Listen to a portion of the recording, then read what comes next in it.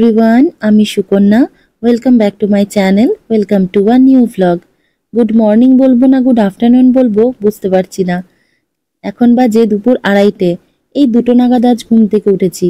কালই ফিরেছি গাজল থেকে, ভীষণ টায়ার্ড, আর তার উপরে শরীরটাও খুব খারাপ করছে। প্রচণ্ড বাজেভাবে ঠান্ডা লেগেছে আর সাথে গলা ব্যথা।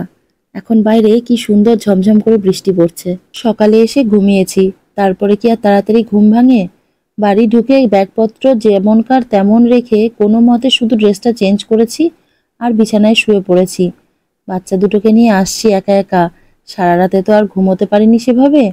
সেই জন্য আর বাড়ি ঢোকার পরে চোখ খুলে রাখতে পারছিলাম না। এখন বসেছি ব্যাগপত্র খুলে, আমগুলো আগে সব প্লেস করব, দেখি কিরম কি অবস্থা। সেই কালকে বাবা দুপুরবেলা প্যাক করে দিয়েছে, আর এখন এই দুপুরে খুলতে বসেছি। সাথে আরও দাদা দোকান থেকে আমার পছন্দের ঠেকুয়া বিস্কুট, বেকারির বিস্কিট, যেগুলো আমি খেতে ভালোবাসি, সেগুলোও পাঠিয়ে দিয়েছে। এই দেখুন এত আম, আর সাথে এই খারকন পাতা। এটাকে অনেকে খারকোল পাতা আরও কিছু কিছু নামে বলে। এই পাতাটা আমার খেতে খুব ভাল লাগে। রসুন দিয়ে ঝাল ঝাল করে বাটা খেলে বলে গা হাত পায়ের ব্যথা কমে। আমি ব্যথার সাথে উপকার জানি না ভাই, খেতে আমার খুব টেস্ট লাগে, তাই আমি এটা খুব খাই। আর আমাদের বাড়িতে এটা প্রচুর হয়, তাই জন্য মা আমাকে এটা একদম বাঞ্চ ধরে পাঠিয়ে দিয়েছে। আজ গুরু পূর্ণিমা, খুব ভালো তিথি।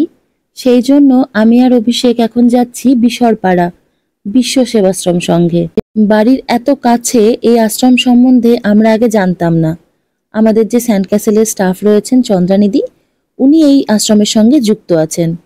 তো কথায় কথায় ওনার কাছ থেকে আমরা জানতে পেরেছি যে বিশরপাড়ায় আমাদের বাড়ির কাছে একটা বিশ্ব সেবাশ্রম সংঘ রয়েছে, শ্রী শ্রী ঠাকুর সমীর ব্রহ্মচারীর। তো সেখানেই আজ আমরা যাচ্ছি।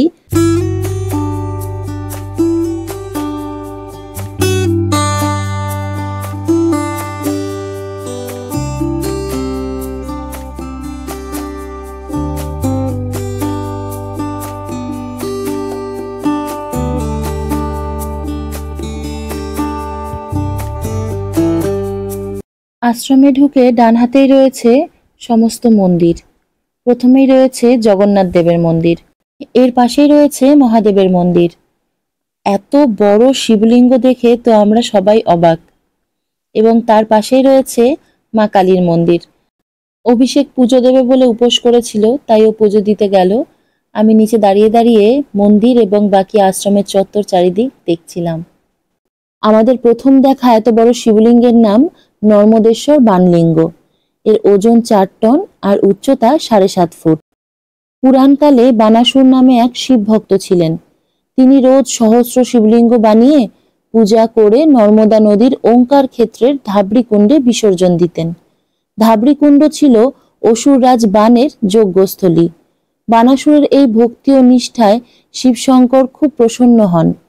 একদিন বানাসুর শিবকে বলেন, প্রভু, রোজ রোজ তোমার এত রূপ গড়তে গড়তে আমার হাত ব্যথা হয়ে গেল। শিব তখন বলেন, ঠিক আছে, আমি নিজেই পর্বত ও নর্মদার জলের ঘূর্ণন এবং ঘর্ষণে নিজেকে তৈরি করব। আর পরম ভক্তের নাম নিজের নামের সঙ্গে জড়িয়ে নাম নিলেন বাণলিঙ্গ। নর্মদার প্রবাহপথে একমাত্র ধাবড়িকুণ্ডে সৃষ্ট লিঙ্গই বাণলিঙ্গ, আর একমাত্র বাণলিঙ্গেরই কোনো প্রাণ প্রতিষ্ঠা করতে হয় না।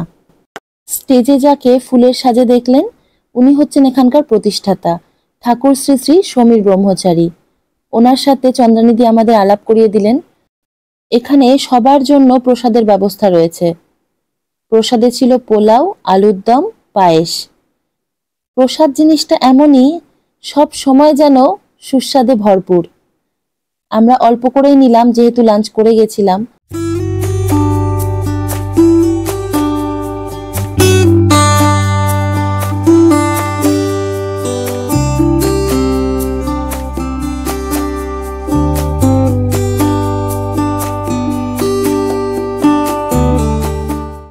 প্রসাদ খেয়ে হাত ধুতে গিয়ে দেখি এখানে বিশুদ্ধ পানীয় জলের ব্যবস্থা রয়েছে। জায়গাটায় অনেক গাছপালা রয়েছে।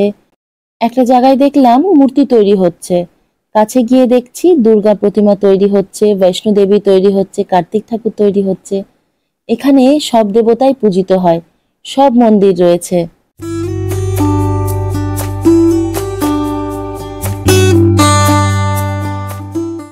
চন্দ্রানিধি আমাদের পুরো আশ্রমটা ঘুরিয়ে দেখাচ্ছিলেন। সেখানে একটা দেওয়ালে ঠাকুর শ্রী শ্রী সমীর ব্রহ্মচারীর সমস্ত বড় ব্যক্তিত্বদের সাথে সাক্ষাৎকারের ছবি দেওয়া রয়েছে।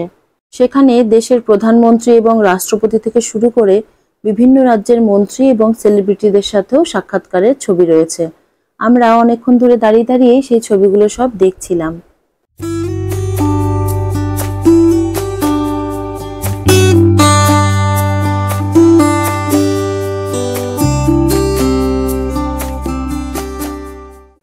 এর পাশেই রয়েছে এটা ওনার বাসভবন। এখানে উনি থাকেন ওনার স্ত্রী এবং মেয়েকে নিয়ে। আর তার পাশে এই যে আমরা এদিকে যাচ্ছি, এটা দুর্গা মন্দির।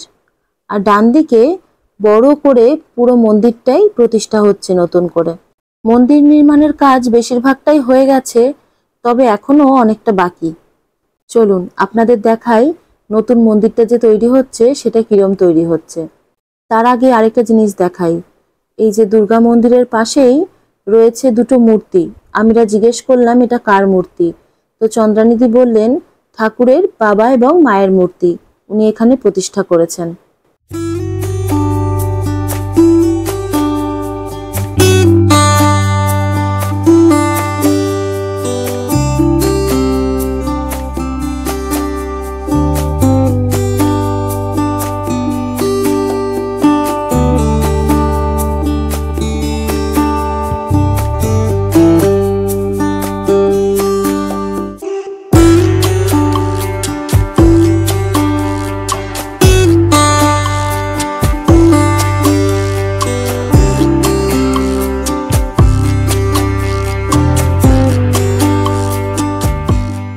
কি সুন্দর নিখুঁত কাজ, তাই না বলুন?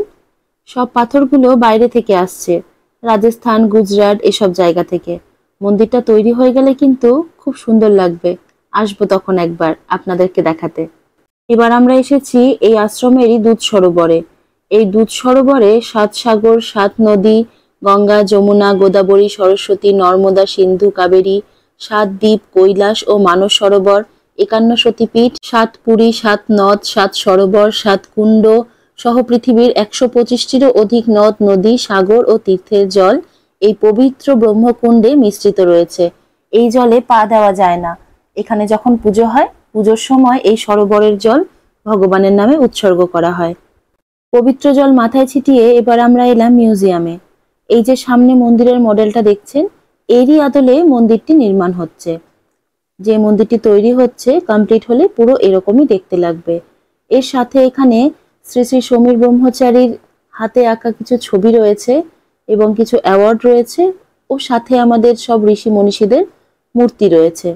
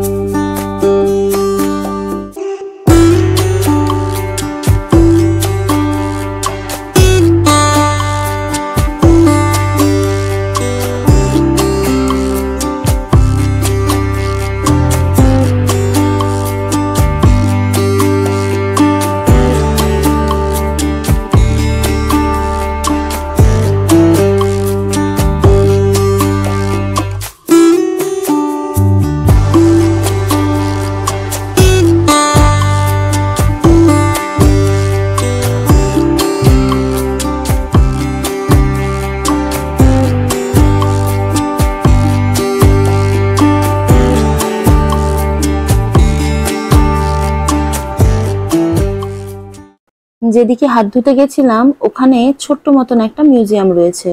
এখানে ওনার সমস্ত সম্মানিত পুরস্কার এবং ওনার লেখা বই রয়েছে। আপনারা চাইলে এখান থেকে ওনার বই কিনতে পারেন। আর রয়েছে দুটো ছোট সাইজের নর্মদেশ্বর বানলিঙ্গ।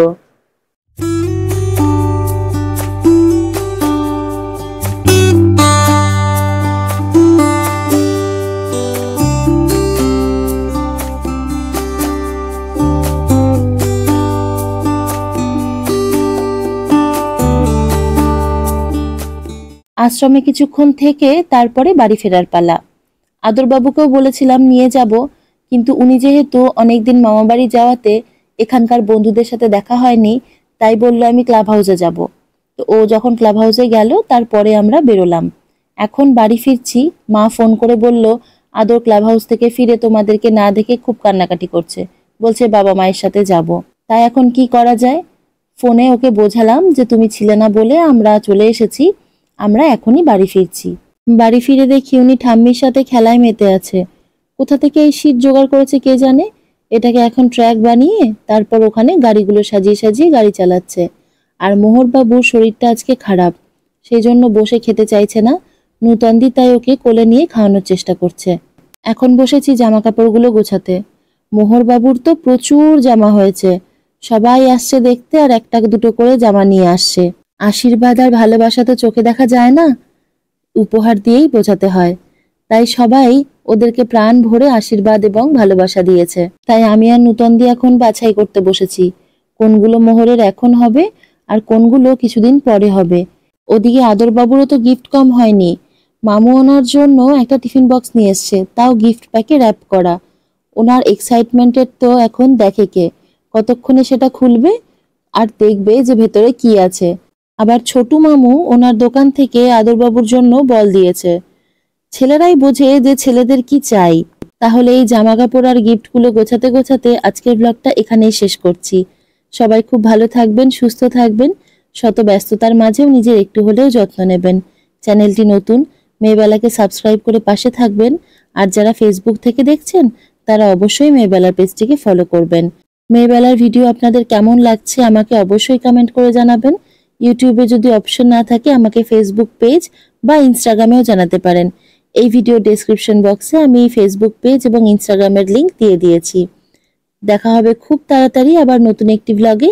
ধন্যবাদ। না, স্পুন আছে। কি স্পুন আছে?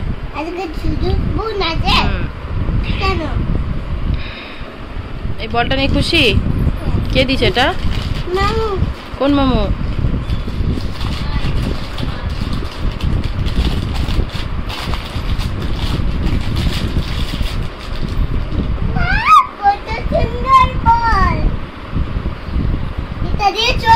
খেলতে পারবে, এটা দিয়ে আমি খেলতে পারি, এটা দিয়ে সবার সাথে খেলতে পারবে, তাই না? আমার ব্যাট আছে না, ব্যাটটা দিয়ে আমি চক্কর সঙ্গে খেলবো। আচ্ছা, ওই ব্যাট দিয়ে।